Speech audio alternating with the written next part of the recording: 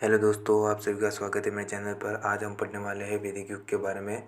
इससे पहले हमने सिंधु घाटी सभ्यता पढ़ लिया, प्रागैतिहासिक काल पढ़ लिया, नवपाषाण काल, मध्य पाषाण काल, उत्तर पाषाण काल, सब हमने कंप्लीट कर दिया है। आप मेरे चैनल पर जाके वो वीडियोस देख सकते हो। आज हम पढ़ने वाले हैं वैदिक युग। पहले तो बता दूँ, वैदिक युग की स्थापना किसने की थी? वो की थी आर्यों ने। आर्य कहाँ के निवासी थे? वो निवासी कुछ उनका फिक्स पता नहीं था, क्योंकि बहुत ही पहले के लोग थे। किसी किसी इतिहासकार ने उनका अंदाज़ा लगाया। मैक्स मुलर ने कहा है वो मध्य एशिया के थे। तिलक ने कहा है, तिलक यानी बाल गंगाधर तिलक ने कहा है वो उत्तरी ध्रुव के थे। और दयानंद सरस्वती ने कहा है वो तिब्बत के थे। उत्तरी ध्रुव यानी मतलब कि ऊपर वाला क्षेत्र, जैसे कि बलूचिस्तान, अफगानिस्तान के ऊपर वाला क्षेत्र, ठीक है। आर्यों की भाषा कौन सी थी? वो थी संस्कृत। आर्यों की भाषा संस्कृत थी, ठीक है। आर्यों का टाइम पीरियड था 1500 से लगा के 600 ईसा पूर्व, ठीक है। इसीलिए उसे दो पीरियड में बांटा गया है, वैदिक युग, उत्तर ऋग्वेदिक का युग और उत्तर वैदिक युग। ऋग्वेदिक युग का कब काल पीरियड है? 1500 से 1000 ईसा पूर्व, ठीक है। 1500 से 1000 ईसा पूर्व। और उत्तर वैदिक युग का काल पीरियड है 1000 ईसा पूर्व से 600 ईसा पूर्व, ठीक है।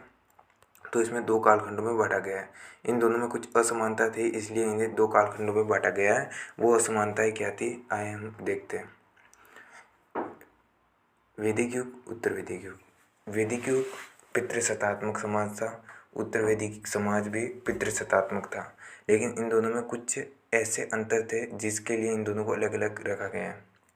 पहली बात, महिलाओं की स्थिति इसमें अच्छी थी। महिलाओं की स्थिति अच्छी मतलब कि इनको यज्ञ और वेदों का ज्ञान सब लेने की पूर्ण स्वतंत्रता थी। लेकिन इसमें महिलाओं की स्थिति दयनीय थी, क्योंकि इसमें कुछ आडंबर आ गए थे, जिसमें महिलाओं को सती प्रथा ये सब चालू हो गई थी। और महिलाओं को बाहर, महिलाओं की स्थिति दयनीय कैसे थी, एक फिक्स लाइन में बता दूँ। इसमें था क्या कि महिलाओं को इसमें ज्ञान का अवसर था। महिलाओं को इसमें यज्ञों में बैठने का मतलब अवसर मिलता था। और महिलाओं को इसमें शिक्षा का, सबका ज्ञान ले सकती थी। इसमें महिलाओं को शिक्षा का कोई अवसर नहीं था। महिला यज्ञ में नहीं बैठ सकती थी। और महिलाओं पर सती प्रथा जैसी प्रथाएं थोपी जाती थी, इसलिए महिलाओं की स्थिति इसमें दयनीय थी। ऋग्वैदिक काल में एक संस्था होती थी जिसे सभा और समिति कहते थे। सभा प्रमुख को सभापति कहते थे। यह उच्च सदन था। उच्च सदन यानी इसमें पुरोहित लोग, अमीर लोग बैठते थे, व्यापारी लोग। एक होती थी समिति। समिति का प्रमुख ईशान कहलाता था।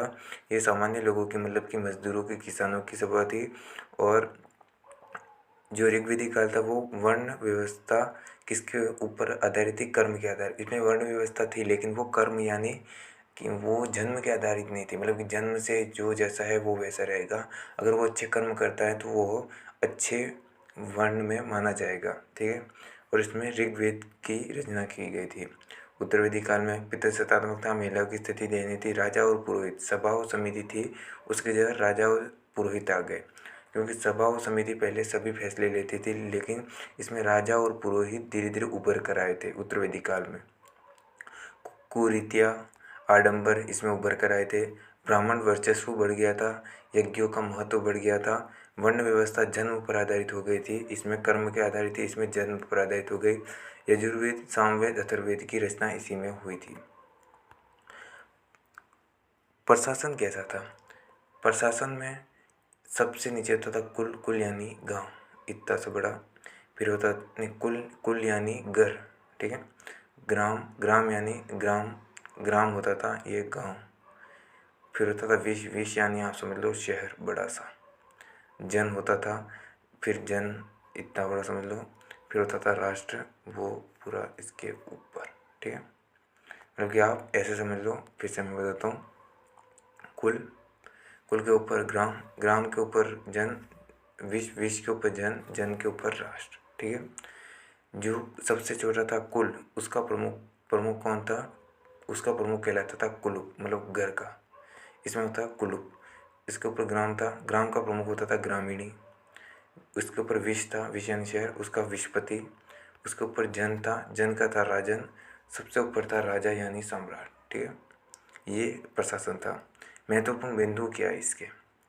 जनता द्वारा राजा को स्वैच्छिक स्वैच्छिक रूप से एक कर दिया जाता था जिसे बलि कर कहा गया। ठीक है, इसमें क्या होता था कि मतलब जनता की सुरक्षा राजा करता था। तो इसमें पहले वैदिक काल में राजा की स्थिति दयनीय थी, उसके पास ज़्यादा शक्तियाँ नहीं थी, वो सिर्फ सुरक्षा करता था। कोई भी मतलब अपराध होते थे तो उसको सुनवाई राजा करता था। लेकिन इसमें राजा को बहुत बड़े बड़े फैसले लेने का अधिकार नहीं था। वो सब फैसले कौन से लेती थी? सभा और समिति। वो तो बाद में राजा का महत्व बढ़ा। ठीक है, तो पहले जनता उन्हें एक स्वैच्छिक मतलब कि मन से अपने कर देती थी बलि कर, अगर जनता देना चाहे तो। ठीक है, इनकी प्रिय नदी सरस्वती थी। ऋग्वेदिक मतलब वैदिक युग में प्रिय नदी कौन सी थी? सरस्वती थी। राजा का एक अधिकारी होता था जिसे रत्नीन कहा गया। राजा का एक अधिकारी होता था जिसे रत्नीन कहा गया, मतलब कि वो उसके पास रहता, जैसे कि मंत्री समझ लो। प्राचीन सभा कौन सी थी? सबसे प्राचीन सभा वो थी विदत। ऋग्वेद में विदत का उल्लेख कितना बार? 122 बार। विदत एक सभा थी, जैसे कि आपने पहले पढ़ा सभा समिति, वैसे विदत एक सभा थी। कन्या को दिया जाने वाला उपहार जिसे वहतु कहा जाता था। उस समय कन्या को एक उपहार, कौन से भी उपहार दिए जाते थे उसे वहतु कहते थे। संयुक्त परिवार को नृप कहा जाता था। ऋण लेने और देने वाले को कुशित कहा जाता था। व्यापारी को पानी, ठीक है, व्यापारी को कहा जाता था पानी। ऋण लेना और देना उसे कुशित कहते थे। संयुक्त परिवार में एक साथ रहने वाले परिवार को नृप कहते थे। कन्या को दिया जाने वाला उपहार वहतु होता था। आजन्म कुंवारी रहने वाली स्त्री को आमजू कहा जाता था। ये इम्पोर्टेंट है। जो भी कुंवारी, जो भी लड़की आजन्म मतलब कि हमेशा के लिए कुंवारी रहती थी उसे आमजू कहते थे। ऋग्वेदिक काल में एक युद्ध हुआ था, उत्तर वैदिक काल में, उसे पुरुषनी का युद्ध कहा गया, जो कि सुदास और 10 राजा के मध्य हुआ था। 10 राजा एक तरफ थे, सुदास एक तरफ था।